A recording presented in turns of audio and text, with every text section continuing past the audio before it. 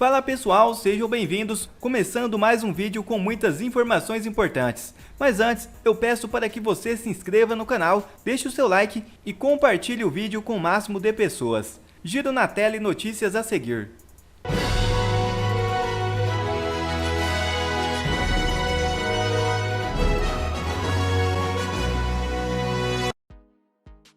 A perseguição contra mim já começou. Questiona Malafaia. Pastor se manifestou após notícias sobre risco de ser incluído em inquérito da PF.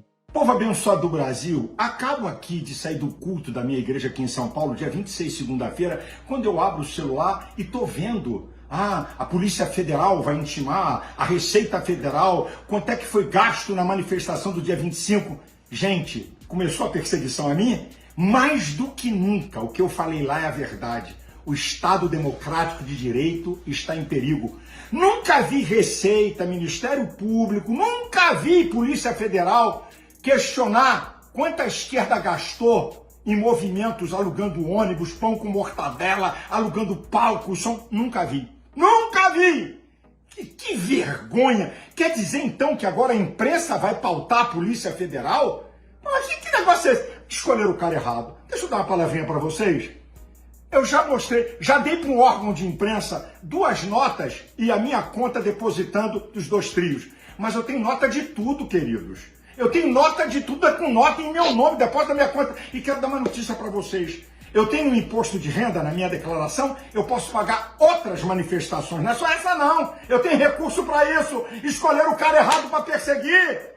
Ficaram doidos com o meu discurso, com as verdades que eu falei lá? Nesse país, falar a verdade agora é ato, sabe? Ato terrível. Falar a verdade é atacar, porque eles estão acostumados com a mentira. E quando alguém vem falar a verdade, eles ficam incomodados. Eu não ataquei ninguém. E amanhã, dia 27, a fala minha na Paulista, eu vou colocar os fatos, eu vou provar o que eu falei com a própria imprensa, que hoje está com essa narrativa imbecil de, olha, o Malafaia, ele se excedeu, ele atacou o STF.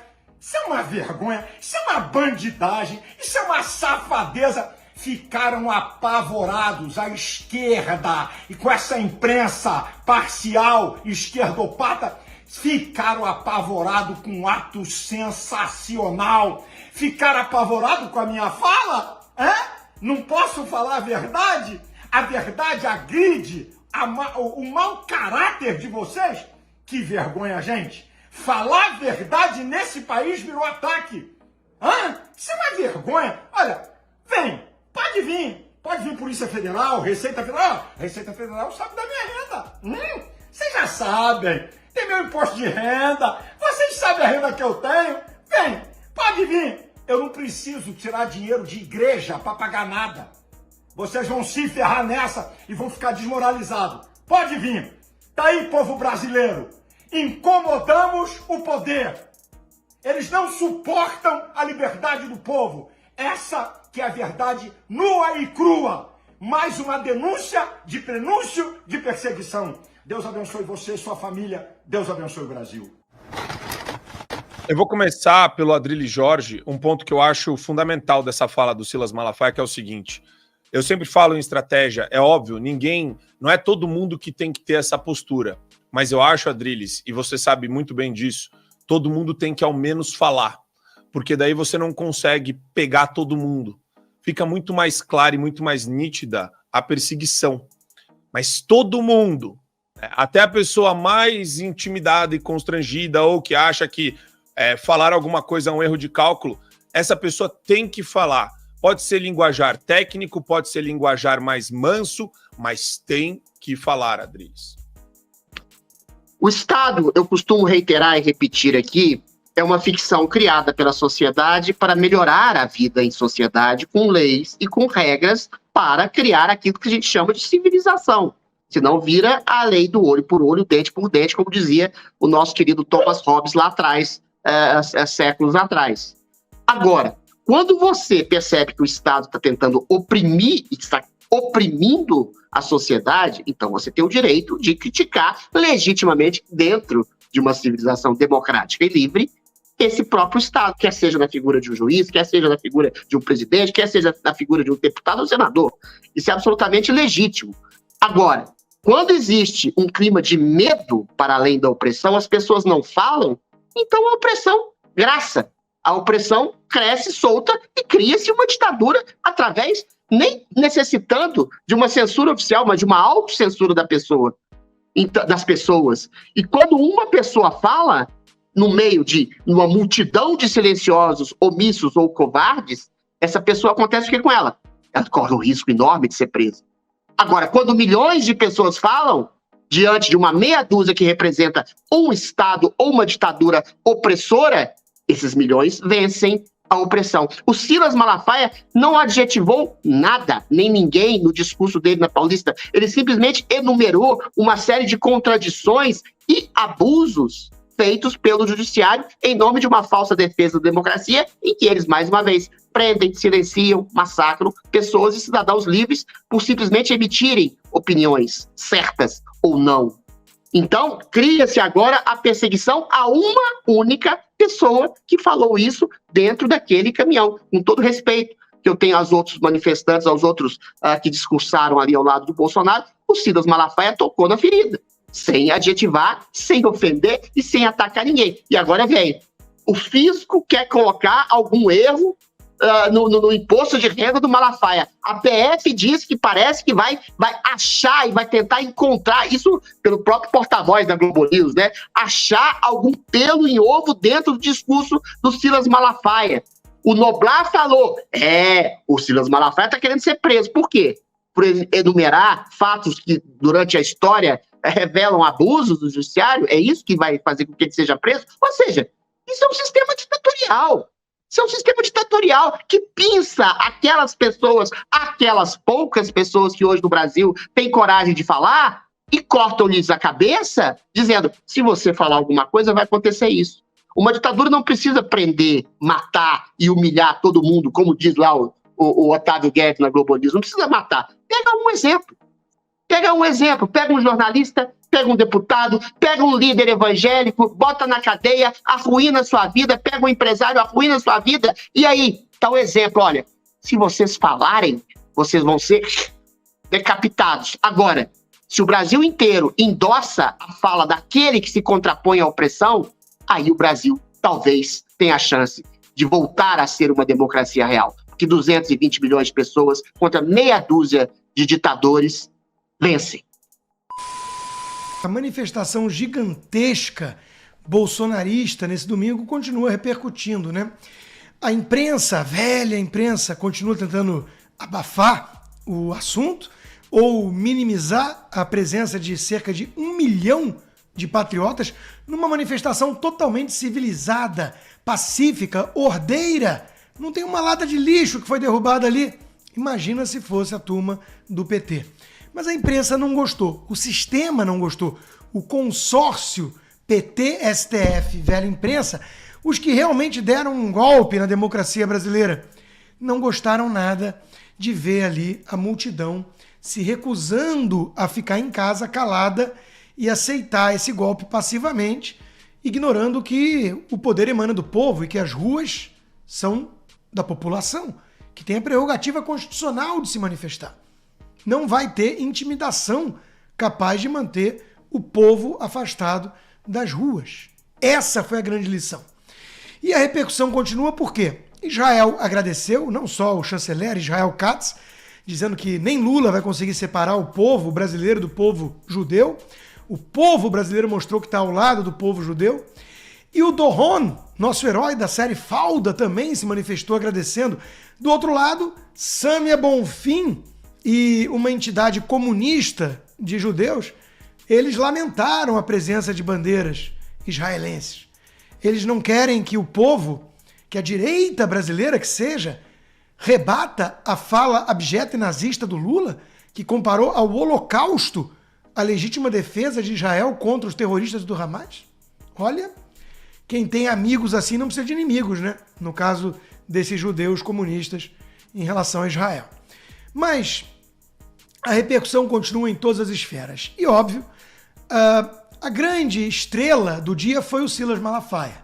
Eu comentei isso aqui na segunda e a gente sabia que ia vir algum tipo de retaliação, né? O mais interessante sobre isso é que eles perderam o pudor. A Polícia Federal, segundo a imprensa, considera incluir Silas Malafaia em investigação sobre o golpe. É o culpado em retrospecto, sabe? Como ele disse algo hoje que incomodou, ele pode ser incluído na investigação de um golpe que aconteceu lá atrás. Percebem? É porque ele trouxe com muita clareza a cronologia dos fatos. São fatos reportados pela imprensa, como ele mesmo disse num vídeo que ele gravou chamando de canalha a imprensa brasileira, o jornalismo que eles fazem militante. E é verdade, ele resgatou fatos. Isso incomodou. E como retaliação, ele pode ser incluído na investigação da Gestapo, que virou a Polícia Federal, o PF, a polícia fascista, polícia política que temos no Brasil hoje. Por falar nisso, em instrumentalização de entidades de Estado para perseguir adversários, a mídia trata com a maior naturalidade também um ministro do PT na Veja, dizendo, por meio da Veja, que está cansado do Arthur Lira e das chantagens por emenda e tudo, e estão pensando agora em usar o STF contra ele. Eles falam abertamente que o STF é um puxadinho do sistema, que ali não estão ministros de corte constitucional, mas sim militantes do PT para fazer perseguição aos seus adversários. Isso é coisa de republiqueta comunista de terceiro mundo. E eles falam abertamente, como se fosse a coisa mais natural do mundo. A PF estuda incluir Silas Malafaia. Aí tem uma outra que diz, os ministros resolveram não reagir ao ataque de Malafaia por enquanto, mas pensam em usar a Receita Federal, a Polícia Federal ou o Ministério Público à frente. Isso sai na imprensa como se fosse coisa normal. Então vamos usar a Receita Federal para perseguir um crítico dos ministros atuais do Supremo porque está incomodando? Manda fiscais da Receita para cima dele. Isso é instrumentalização do Estado por um partido. Isso é republiqueta das bananas. Isso é tribalismo. Isso é a morte da democracia. E quem está matando a democracia? Os verdadeiros golpistas. Esses que Silas Malafaia denunciou. E o povo sabe quem são. O povo estava na rua no domingo. A imprensa não viu o povo.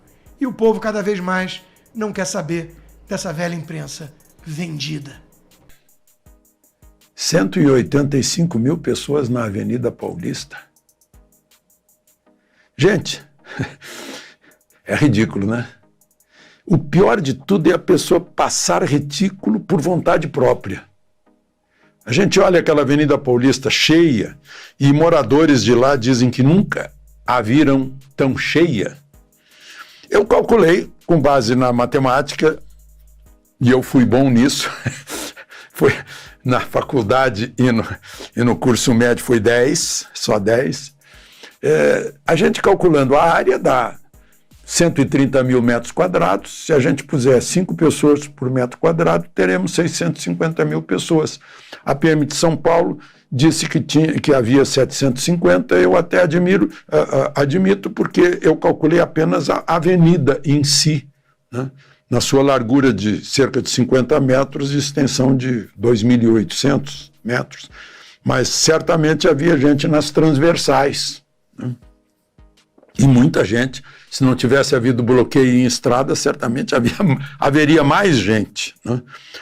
Mas insistir em 185 mil é um retrato desse ridículo, porque é tão absurdo que a gente fica pensando que a pessoa está sonhando ou deixou de pensar racionalmente, só emocionalmente, porque quer ser contra. Aliás, como se passou recibo ingenuamente, puerilmente, como criança.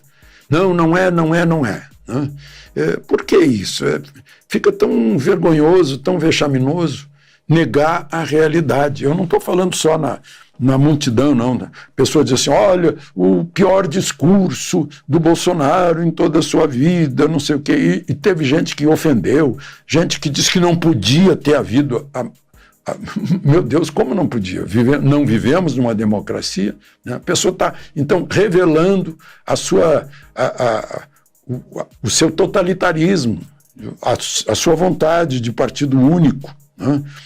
E mais, toda essa gente que fala que deveria simplesmente, puxa, que demonstração de força, que grandiosidade, né? Foi uma demonstração de força de gente que seguiu o líder, que não trouxe faixas ofensivas em faixa alguma, como o líder pediu, né? Houve o discurso moderado de Bolsonaro, né?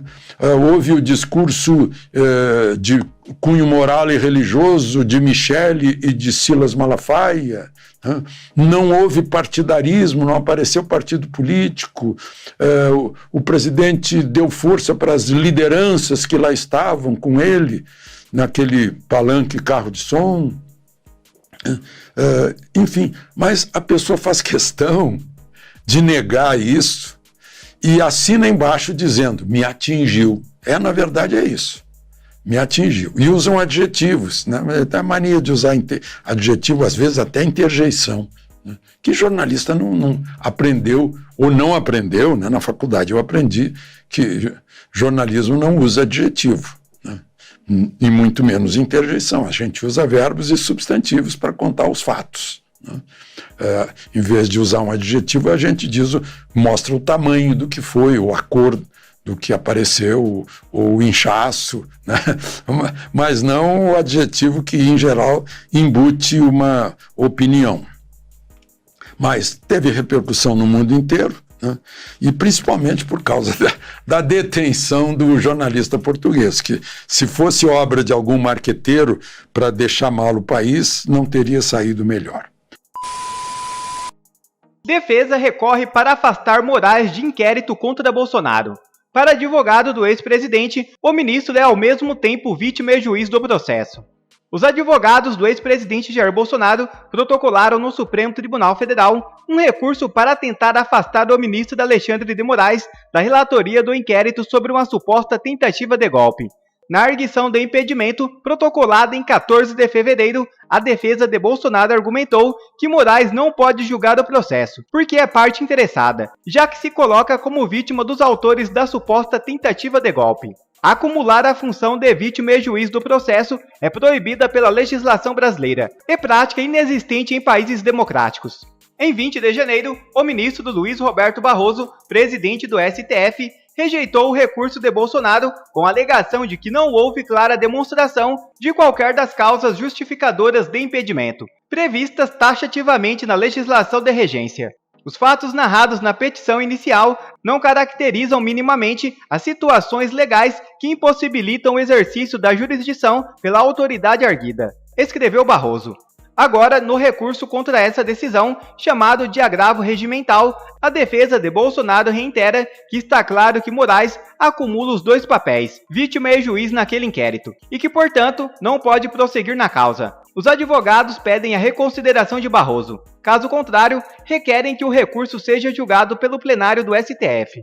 Os advogados sustentam que o inquérito sobre suposta tentativa de golpe traz uma narrativa que coloca Moraes no papel de vítima central das supostas ações que estariam sendo objeto da investigação, destacando diversos planos de ação que visavam diretamente sua pessoa. O pedido é para que Moraes seja afastado do caso e todas as decisões por ele até então proferidas sejam anuladas. E outra notícia já na tela. Estadão. Lula precisa se desculpar por repugnante declaração contra o povo judeu. O petista comparou a ação de Israel em Gaza com o Holocausto. Em editorial publicado na edição desta terça-feira, 27, o jornal O Estado de São Paulo defendeu um pedido de desculpa do presidente Luiz Inácio Lula da Silva pela repugnante declaração proferida há mais de uma semana na Etiópia, em 18 de fevereiro. Lula, em entrevista coletiva, disse que as ações de Israel contra o Hamas se assemelham ao Holocausto judeu. A declaração gerou uma crise diplomática e o governo brasileiro se recusa a pedir desculpa. O governo israelense declarou Lula persona não grata no país e afirma que essa condição será alterada somente com um pedido de desculpa. No Brasil, a oposição protocolou um pedido de impeachment, fundamentado na lei dos crimes de responsabilidade. Parece que a velha imprensa que ajudou a colocar Lula no poder está começando a se arrepender e ver a cagada que fez.